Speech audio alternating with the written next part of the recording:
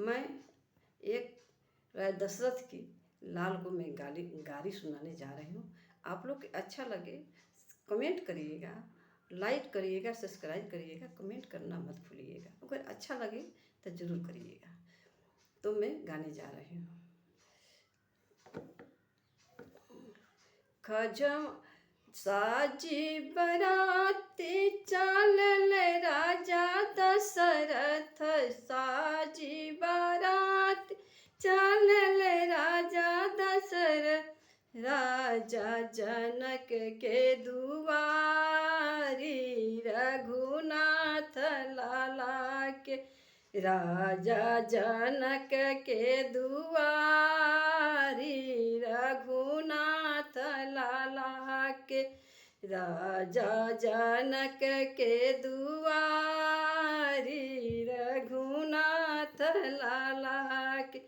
जाई बराती जनकपुर में चहु पे, जाई बराती जनकपुर में चहु पे, राजा जनक के दुआरी, राजा जनक के दुआरी राम लाला, राजा राम लाला के। जाई बाराती जनकपुर में चहु पे, जाई बारात जनकपुर में चहु पे, राजा जनक के दुआरी रघुनाथ लाला के। जाई जनक के दुआरी रघुनाथ लाला के। पुड़िया न के जब मारो छावायो, पुड़िया न के जब मारो छावायो, खजवन के झालर लगायो रघुनाथ लाला के।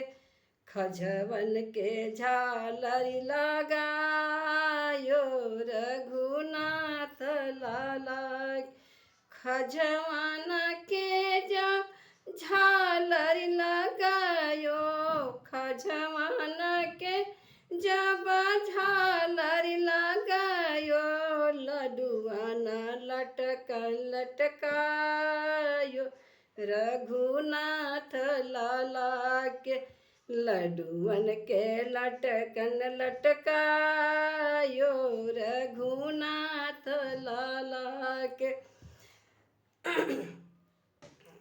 लडुआन के जब लटकन लटकायो, लडुआन के जब लटकन लटकायो, पापड़ बिछवना करायो रघुनाथ लाला, पापड़ बिछवना करायो रघुनाथ लाला।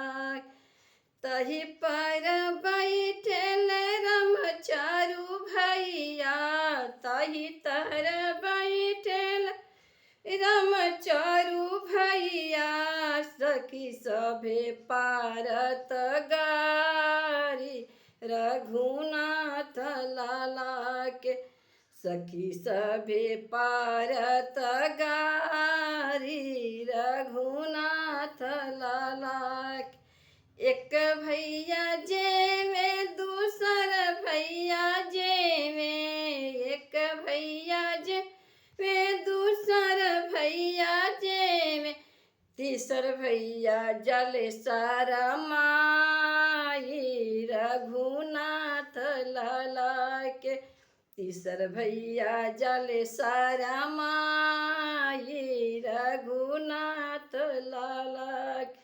सखी सभे पारत गारी रघुनाथ लाला के। सखी सभे पारत गारी रघुनाथ लाला के।